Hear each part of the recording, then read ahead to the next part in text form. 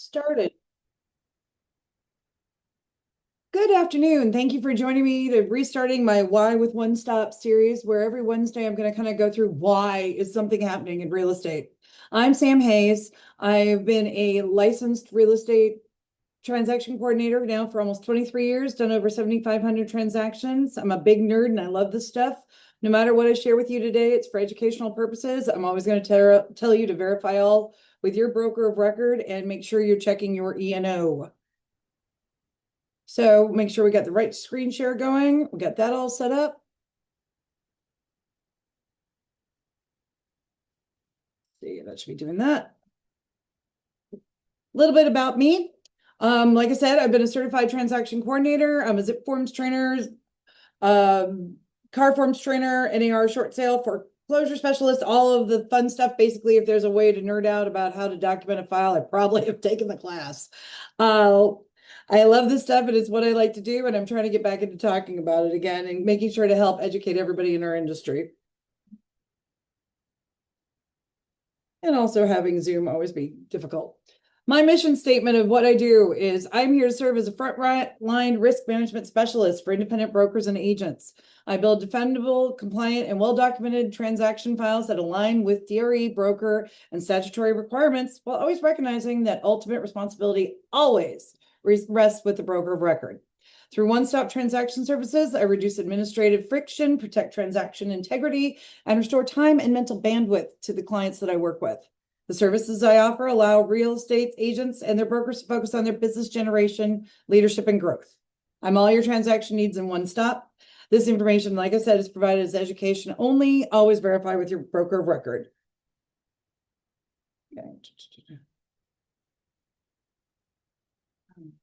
Okay, of course, my broker's messaging me in the middle of this.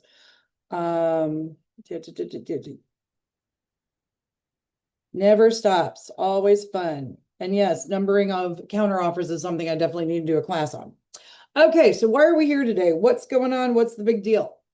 So starting from the get-go, our acceptance really is what sets us up for success. Making sure that we know the contract's accepted, everybody's in agreement for the acceptance, that starts our contingency timeframes, that just finds that the contract's valid. I've got one right now that technically it's not valid, and we'll go into that because of how it was signed and everybody doesn't want to upset anybody. This isn't about upsetting people. This is proper documentation. Every file tells a story. And what we're doing is building the history so that when everybody goes back in 6 months and goes, oh, we said, you said. No, here's what the documents tell us. Here's the proof of what the documents tell us. This impacts our contingency time frame, which can impact whether or not a deposit's at risk.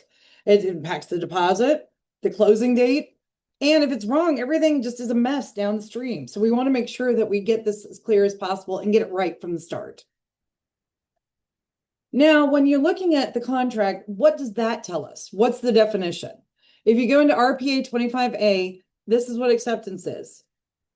That it's indicated that means the time the offer or final counter offer is fully executed in writing by the recipient party and is delivered. That's the key phrase, delivered to the offering party or the party's authorized agent. So it's not about when your client signs, when does it get back to the other party? So if you are the buyer side, when does the seller execute and return it? And when does it get there? When is it delivered? Or if you're in countering stages, who is the last counteroffer? Who made the last negotiation? When is the loop closed that both sides have signed and we're ready to move forward? Delivery. So delivery's changed a bit. Those of us who still have walkers out back and have the blue forms in a trunk of our cars, for those who don't remember, who we've been doing this over 2 decades, there used to be carbon copies that you would have to do, press hard because you're making 3 copies. It was a mess. So that used to be with delivery. We had to prove delivery. We had to prove that you hand delivered it to the brokerage. We had to prove that you got the fax confirmation sheet and then you're calling them back to verify. Then it became emails back and forth, but it still had where you had to initial for receipt. The contract changed a few years ago, acknowledging that we are in a more technological electronic age. And with that, what happens is we can say, look, you got an email, I've sent it. This is the correct email address. That's considered delivered. That starts the clock. That's why delivery is so important to understand, because some people are like, well, my client signed on this date, but we didn't get it till this date. Doesn't matter when they signed, sometimes it's when was it delivered. It can totally change your acceptance date and not match the signatures whatsoever. Then, once we'll get into it as well, on the RPA, since the agents are the designated delivery locations, typically you have the listing agent, buyer's agent communicating with each other, representing the buyer and seller as their clients. Those two are the ones who are going to be talking to each other, and those are the emails that matter the most. So when we're in the contract, agents a lot of times will be like, I didn't sign it, it's fine. No, it's not fine. We're not executed. That's not accepted. Well, I didn't put my email address in, they didn't type it in for me. Well, now how do I know where to deliver that to? All these little nitty bitty grit bits to the file matter because they're little trigger points. And that's where we can start to have drift on a transaction. And that's where we lead to problems. The more we can mitigate that drift from the get-go by starting with a correctly executed contract with proper execute signatures, proper information, everybody's got a copy, we know it's been delivered. Then we start off with solid foundation to build this wonderful transaction we're doing and get our clients to a happy, successful close of escrow. So, well, what do you mean about this, Sam? What's going on? What's this designated address? What are you talking about? On the RPA, on the last page, there's a portion for both the agents to fill it out. If right here, this email is not completed, that means I don't know where is personal receipt. I don't have a designated electronic delivery address. If I don't have that, I now have to prove when receipt was. However, if this information is completed, then we can begin the transaction. Well, Sam, what if I have my old email on there? I didn't know what was going on. Well, then that's something you need to double check or correct it or update it. And we'll also go into the DEDA, the designated electronic delivery address addendum, if this has to be changed. We'll look at that next. Well, I'm going to be traveling, Sam. What do I do? What should I do? Well, you have an option to have an alternate. Maybe you've got somebody covering for you. Maybe there's somebody else on your team. Maybe you're working with a co-agent. I would highly suggest never to have this to be an assistant, a transaction coordinator, somebody along those lines. That opens up for a lot of exposure about people checking emails, who's responsible for what, clarity. This really needs to be whoever is acting and able to negotiate within the terms of the DRE and CAR. Those are the two places and those are the two emails that should be on there. Well, what if we want to do it by text? Okay, that's fine. You need to have a phone number, and that needs to be the correct phone number. So you need to make sure that we've got either one of these completed if you want to be able to also text to say, I delivered them to you, or I've delivered documents via text. Again, not something I recommend. I am a big fan of email because we have the time date stamp. We have usually the software is better, and usually you can see everything and read it. How many times have you heard somebody say, well, I looked at it on my phone, I didn't really look at it? Let's not start that. Again, setting yourself up for success. Let's go ahead and make sure that everybody's got the correct information to get going from the get-go. Well, what if this isn't completed, Sam? What do we do? I don't, no problem. CAR's got us. CAR created a form you can update this. This is called the Designated Electronic Delivery Address Addendum. This is say maybe your email changed in the middle of the transaction. Maybe you changed brokers in the middle of the transaction. Maybe suddenly you don't want to receive emails anymore. You've said, that's it, I can't deal with this anymore. This is a form that you can complete that must be signed by all parties to the contract because we are amending the RPA, so all parties must sign. And this will change the email alternate. It can also say it can only be to the alternate. It can say it's only to the text. You can change this. You can also opt out and say, nope, we're not playing. I don't trust you. This isn't happening. I don't want it sent that way. But Sam, everybody knows, they saw my email. It's in my email. They're fine. Your email is not a contract. This is a contractual document where we are stating that this is where the communication is to be held. If the file was to be audited, part of CAR, DRE, when they go through it, they're going to look and ask, well, did you agree? Was it communicated? Was it per the terms of the contract? As we just said, the contract states delivery through personal receipt or designated electronic delivery address. Fill this out. Take 2 seconds. Get the information correct. Takes 2 seconds in Glide. I know it's 2 seconds in, I believe it's SureClose on Zip. You can fill this out. It's worth finding out. It's worth having a conversation. Call the listing agent. Hi, I'm sending over an offer. I want to make sure I've got the correct email and phone number for you so I can set up the contract. Take 2 seconds. Hey, we're sending it. It's an exciting time. There's no reason not to communicate with the other side. And if you need clarity, give them a call. Bounce them an email before you send the offer. But the more time you set up the contract properly, the less time you're going to have problems during the transaction. More likely we can close sooner, and more likely we're going to have a smoother transaction because everybody knows what's going on. Conflict arises when expectations differ, and when you're not communicating, everybody's got a different expectation. So, okay, we did this all perfectly. This is all great. Everybody knows where it's going, but I'm in a multiple, Sam. Well, wait a minute. They signed. The buyer signed. So now we're accepting. No. So when you're dealing with multiple offers, multiple counter offers, going back and forth, the counter offer is not executed. The seller multiple counter offer is not executed until they accept that buyer's response. Now, remember, you're doing a multiple. That means you're negotiating with multiple parties. That means you want your seller, you're protecting your seller by giving them the best options out there, letting them see what all's available, having people negotiate with you, multiple negotiations going on at a time. Until the seller selects the offer they want to move forward with and signs here in Section 8, this is not an executed contract. Buyer can walk away because the counter's not done. Seller still could do a woo where they could withdraw the offer, or it could time out, as we know that happens too. So make sure before you get hyped, before you're getting excited to tell your buyers you got an accepted offer, make sure you're verifying Section 8 is completed and check, did they accept you? Are you in the backup offer position? This can be also filled out as well. And then we're going into backup offers where you would be the automatic one if the other one cancels, but you have to have proof of that. Paying attention to the little details, it makes a big difference, and it sets you up so you're the expert and you're not having your buyer freak out or anything go on thinking they've got a deal when they don't. So this is the one I'm running into right now. Trusts don't have hands. This is my favorite thing to tell people. I love saying it. An entity has a designated signing authority. That could be your LLC. That's your probate because you have letters of administration from the court. That can be an REO where you've got a representative from the bank. That can be a trust, being both revocable and irrevocable. Somebody is signing on behalf of this created entity, and I need their name.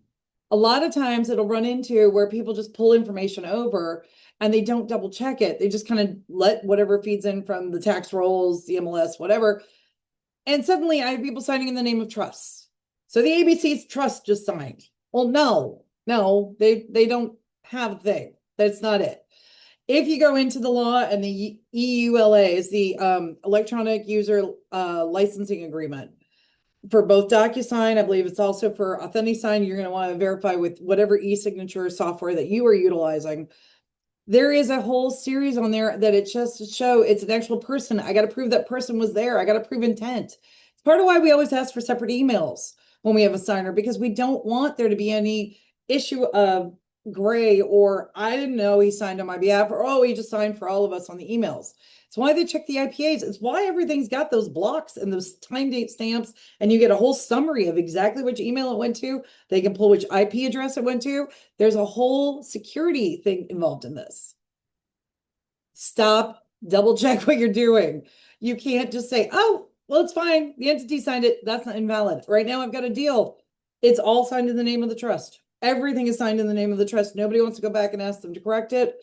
So far, we're moving forward with it based off an addendum that doesn't even match names, because now I have an individual signing versus this trust that may or may not be executed.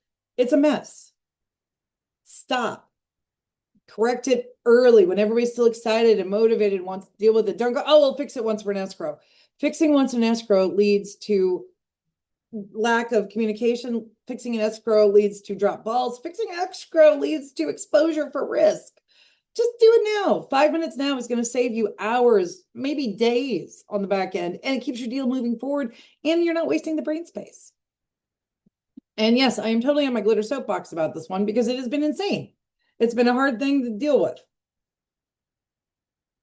How should you sign? So a lot of times, this is an example from DocuSign. ABC Trust. Fix this. You could have it be Buyer Smith, trustee, ABC Trust. I've done that before. You could have it John Doe, ABC Trust. That's fine. But I need a name. We need something here. I am a big fan as a notary as well that I like to have the title behind it. I want there to be total clarity, excuse me, that the individual is signing on behalf of the entity. The whole reason you have these entities is to create protections. And here in California, the Sue Me state, you want to make sure that we've got as much documentation and clarity on this. Well, Sam, I don't know how to do it. No problem. Give me a call when you've got your next file. I can show you how to set it up in Glide. I can show you how to set it up in zip form, how to properly set it up in DocuSign, AuthentiSign. I usually figure out pretty much any one. It just takes a little bit of time to kind of hack with it. And sometimes you got to take 2 seconds and kind of tweak it just a little bit. But all these things add up that if you don't have a properly executed contract moving forward, you don't have a deal. And then you have fiduciary responsibility that comes into it. Where are you doing the highest and best for your client if you're not making sure they have an executed contract? Right now, this one I've got, the seller could walk at any time. Buyers are removing contingencies and put in a deposit on technically an escrow that doesn't exist. We've got all sorts of exposure to the brokerage, all sorts of exposure to the agent that didn't have to happen if we took 5 minutes at the beginning and just cleaned it up. I'm a huge advocate of what this is why you have a second set of eyes. This is why you have your transaction coordinator, your office manager, your assistant, whoever. You don't have one? Call me. I'll talk to you about it. I'll get you directed to the right people. I'm happy to work with you. I'm always happy to work with agents.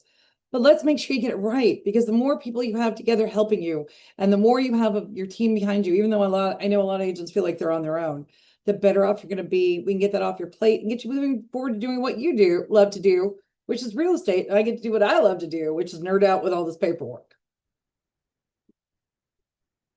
This was a short and sweet one. It's kind of to the point, but I think you get my message. Take the moment to double check everything. Don't say it's executed. Don't say we have acceptance. Don't say we're in escrow. Don't say we're in contract. Double check. It's worth 30 seconds. It's worth your time. But thank you so much for being here, and thank you for coming to join me today. I am getting back to doing these every Wednesday, so I've got a couple of new topics coming up in the rest of this month. Wrong sign or wrong story. Big thing going into who signs for the entities, who's making sure. And yes, I'm beating this drum to death because I have multiple files where this is a problem. I got another one right now where nobody knew there was a second seller on the trust. Nobody knew. Listing side didn't know. Found out in title. They're both required to sign. I don't have an executed contract. We're in disclosures. We're in documentation. I don't have an executed contract. My disclosures aren't fully executed. It's a mess. Take the time to find out ahead, and we'll talk about that. Your common log's your shield. If you didn't write it down, it doesn't exist. I know. I talk to my clients. No, I can't prove you talk to your clients in court. So we'll talk about why your communication log and documenting everything really is the shield for you and creates the paper trail to help protect you as an agent and the brokerage when you're going back if something, God forbid, happens after a file. When does the day end? You know, per the RPA, it doesn't end until 11:59, and we do everything. There's only one thing that is business days. Everything else is calendar days in the contract. We'll go into detail about that. And the answer is still no. Don't ask me 7 different ways. Don't say, well, what if we did it this way? Well, what if this did? If it's fraud, it's fraud. If it's risk, it's risk. My answer is still going to be no. I'm not going to let something slide through just because, well, it's okay. It's okay. It's a family friend. Oh, it's okay. Oh, it's okay. If it's a family friend, honestly, I'm going to make you sign in triplicate because I want you to enjoy your Thanksgiving. It's important to me. Having a neutral document, circle back to, is way too important. Questions? As you can tell, I'm happy about talking about this stuff till I'm blue in the face. I love it. Feel free to contact me, even if I'm not the TC on the file. And I do have a join my Facebook group. And I also have my YouTube channel. You can email me. My phone is surgically attached, 619-993-7264. And I'm One Stop TC on all the socials. I hope you join me every Wednesday for a quick little review of some little things that are going on. I'm also doing daily shorts on YouTube. It's just time to get back out there. I appreciate your support and look forward to hearing from you. Which part did you like the best? Which part are you confused about? What was your acceptance story nightmare where you're like, we didn't know we were accepted. We had no idea. We've been in escrow for 5 days, or we never were accepted. We just kept moving forward. There's a lot of crazy stories out there that happen. Have a wonderful day. Thanks again. I'm Sam Hayes. This is Why with One Stop. Verify all with the broker of record of the file you're working on. Thanks for joining me.